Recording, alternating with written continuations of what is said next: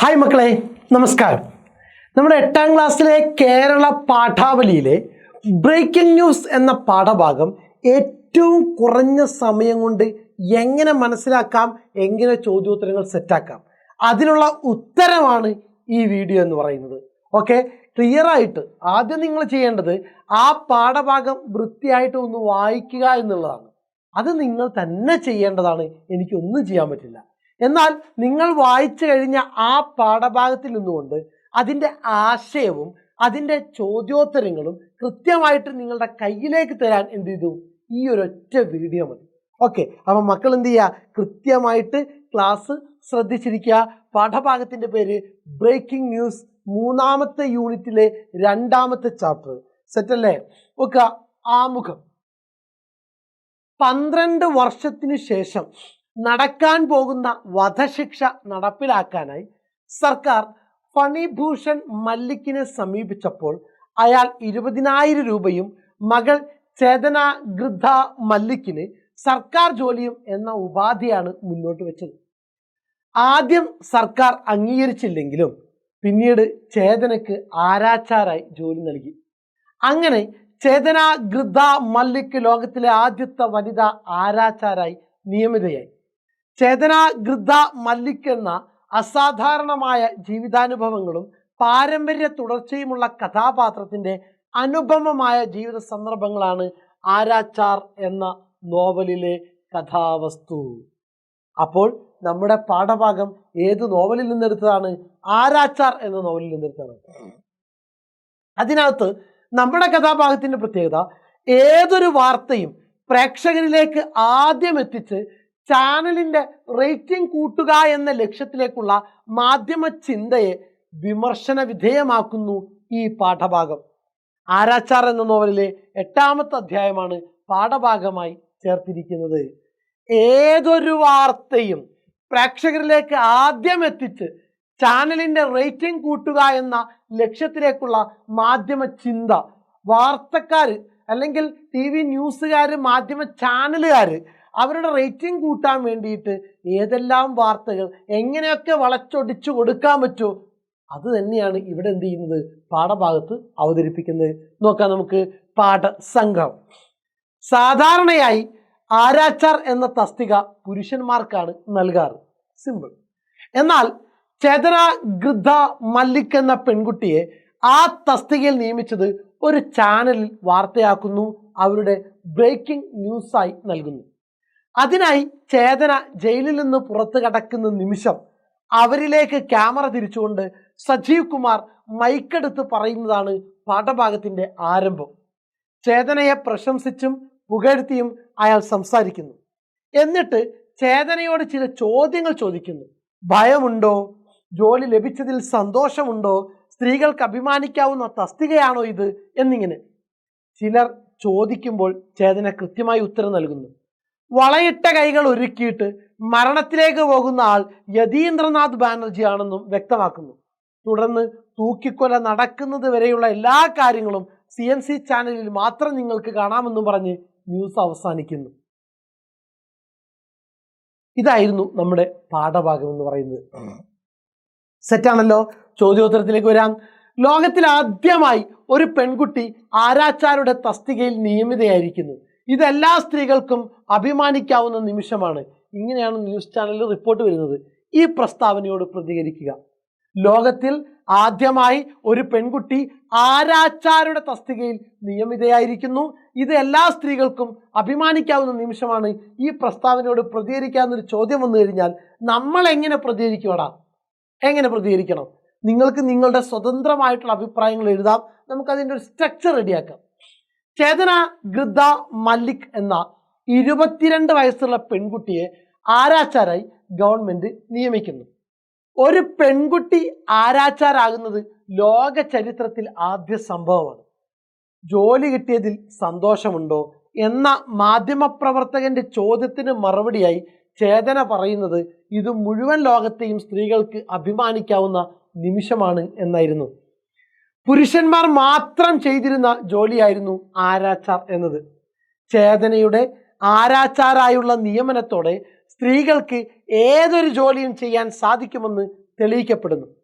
കൂടാതെ സ്ത്രീകൾ അബലകളല്ല എന്ന തിരിച്ചറിവുണ്ടാകുന്നു. പുരുഷന്മാർ ചെയ്യുന്ന ഏത് ജോലിയും സ്ത്രീകൾക്കും ചെയ്യാൻ സാധിക്കുമെന്ന അറിവാണ് ചേതനയെ ധൈര്യപൂർവ്വം ആരാച്ചാരുടെ ജോലി സ്വീകരിക്കാൻ പ്രേരിപ്പിക്കുന്നത്. സ്ത്രീ മാറ്റി നിർത്തപ്പെടേണ്ടവളല്ല എന്നും പുരുഷനോടൊപ്പം ഏത് രംഗത്തും പ്രവർത്തിക്കാൻ കഴിവുള്ളവളാണ് എന്നും ചേതന തെളിയിക്കുന്നു.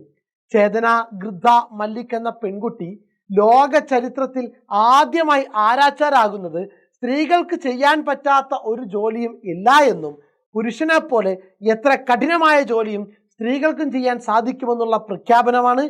ചേതനയുടെ വിജയം എല്ലാ സ്ത്രീകളുടെയും വിജയമാണ്. സെറ്റാണല്ലോ. നിങ്ങളുടെ സ്വതന്ത്രമായ പ്രതികരണക്കുറിപ്പാണ്.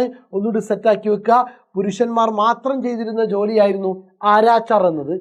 ചേതനയുടെ ആരാച്ചാരായുള്ള നിയമനത്തോടെ സ്ത്രീകൾക്ക് ഏതൊരു ജോലിയും ചെയ്യാൻ സാധിക്കുമെന്ന് തെളിയിക്കപ്പെടുന്നു. കൂടാതെ സ്ത്രീകൾ അബലകളല്ല എന്ന തിരിച്ചറിവുണ്ടാകുന്നു.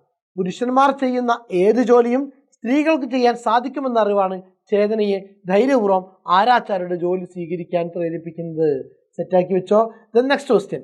യതീന്ദ്രനാഥ് ബാനർജിയെ തൂക്കിലേറ്റിയതോടെ ലോകത്തെ ആദ്യ വനിതാ ആരാച്ചാരായി തീരുന്നു ചേതന ഗൃദ്ധ മല്ലിക്. കുറ്റവാളികളെ തൂക്കിലേറ്റുക എന്ന ശിക്ഷാരീതി പരിഷ്കൃത സമൂഹത്തിന് യോജിച്ചതാണോ? നിങ്ങളുടെ അഭിപ്രായം എന്താണ്? ക്ലാസ്സിൽ പൊതുവായി ചർച്ച ചെയ്ത് അവതരിപ്പിക്കുക. നിങ്ങളുടെ അഭിപ്രായം എന്താണ്?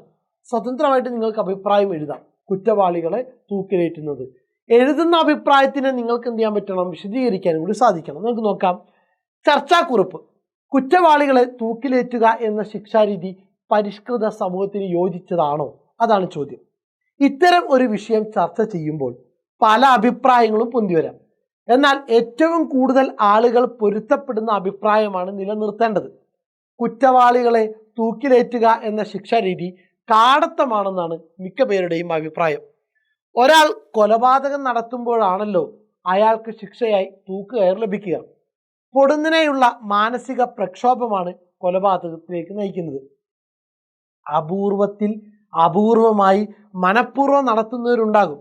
എന്നാൽ അവർ സമനില തെറ്റിയവരാണെന്ന് വൈദ്യപരിശോധനയിൽ നമുക്ക് ബോധ്യപ്പെടുകയും ചെയ്യും.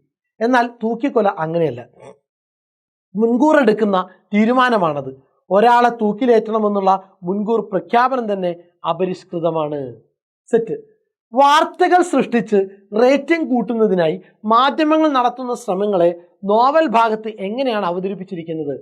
വിമർശനാത്മകമായിട്ട് വിലയിരുത്തി കുറിപ്പ് തയ്യാറാക്കുക. വാർത്തകൾ ഉള്ളതല്ല സൃഷ്ടിച്ച് റേറ്റിംഗ് കൂട്ടുന്നതിനായി മാധ്യമങ്ങൾ നടത്തുന്ന ശ്രമങ്ങളെ നോവൽ ഭാഗത്ത് എങ്ങനെയാണ് അവതരിപ്പിച്ചിരിക്കുന്നത്? വിമർശനാത്മകമായി വിലയിരുത്തി കുറിപ്പ് തയ്യാറാക്കുക. ഇക്കാലത്ത് വാർത്താ മാധ്യമങ്ങൾ അനേകമുണ്ട്. അതിനാൽ ഓരോ മാധ്യമങ്ങളും റേറ്റിംഗ് കൂട്ടുന്നതിനായി ശ്രമിക്കുക സ്വാഭാവികമാണ്. അത്തരം ചില ശ്രമങ്ങൾ പാഠഭാഗത്ത് എഴുത്തുകാരി അവതരിപ്പിക്കുന്നു. സഞ്ജീവ് കുമാർ മിത്രയുടെ CNC ചാനൽ ചേതന വനിതാ ആരാച്ചാരാകുന്നതോടെ റേറ്റിംഗ് വർദ്ധിപ്പിക്കാനായി നൽകുന്ന വാർത്തകൾ ഇതിനുദാഹരണമാണ്. തൂക്കിക്കൊല്ലാൻ വിധിക്കപ്പെട്ട യതീന്ദ്രനാഥ് ബാനർജി ഭാഗ്യവാനാണെന്ന് പാഠഭാഗത്ത് പറയുന്നു. തൂക്കിക്കൊല്ലാൻ വിധിക്കപ്പെട്ട ആള് ഭാഗ്യവാനോ? കാരണം ചരിത്രത്തിൽ ആദ്യമായി വളയിട്ട കൈകൾ ഒരുക്കുന്ന കുടുക്കിനാൽ വധിക്കപ്പെടുന്നു എന്നുള്ളതാണ് അവിടെ വാർത്തക്കാർ വായിക്കുന്നത്. ഒരു വ്യക്തിയുടെ വധശിക്ഷ ആഘോഷമാക്കി റേറ്റിംഗ് കൂട്ടാനുള്ള എല്ലാ ശ്രമവും CNC ചാനൽ ചെയ്യുന്നുണ്ട്. ലോകത്തിലാദ്യമായി ഒരു വനിത ആരാച്ചാരായി നിയമിക്കപ്പെടുന്ന വാർത്ത ശ്രദ്ധേയമാണ്. ജനങ്ങൾ അത്ഭുതത്തോടെയായിരിക്കും വാർത്ത കേൾക്കുക. തീർച്ചയായും ഈ വാർത്ത കേൾക്കാനും കാണാനും ജനങ്ങൾ കൂടുതൽ താല്പര്യം കാണിക്കും. ഈ അവസ്ഥ മുതലെടുക്കുകയാണ് വാർത്താ മാധ്യമങ്ങൾ എന്ന് പറയാം. ഇക്കാലത്ത് വാർത്താ മാധ്യമങ്ങളുടെ എണ്ണം വർദ്ധിച്ചിട്ടുള്ളതിനാൽ ഓരോ മാധ്യമവും റേറ്റിംഗ് കൂട്ടുന്നതിനായി മത്സരമാണ്. കഥാഭാഗത്തുള്ള സഞ്ജീവ് കുമാർ മിത്രയുടെ CNC ചാനൽ ഇതിനുദാഹരണമാണ്. റേറ്റിംഗ് കൂട്ടാൻ വേണ്ടി പലപ്പോഴും സത്യത്തെ വളച്ചൊടിച്ചും പൊടിപ്പും തൊങ്ങലും കൂട്ടിച്ചേർത്തും വാർത്തകൾ ജനങ്ങളിലേക്ക് എത്തിക്കുന്നത് തികച്ചും അപഹാസ്യമാണ്. ചേതന നേടിയ ആരാച്ചാർ എന്ന പദവിയെ വാർത്തകളിലൂടെ ജനങ്ങളിൽ എത്തിക്കേണ്ടത് ആവശ്യമാണ്. എന്നാൽ ചേതന തൂക്കിക്കൊല്ലാൻ പോകുന്ന യതീന്ദ്രനാഥ് ബാനർജിയുടെ കുടുംബവും ജീവിതവുമെല്ലാം ചർച്ച ചെയ്യേണ്ട കാര്യമില്ല. അതിനാൽ വാർത്തകൾ അവതരിപ്പിക്കേണ്ടത് വാർത്തകളുടെ സ്വഭാവവും സാഹചര്യവും അതിലുൾപ്പെട്ട വ്യക്തികളുടെ മാനസികാവസ്ഥയും കണക്കിലെടുത്ത് വേണം. സെറ്റാണല്ലോ? ഓക്കെ.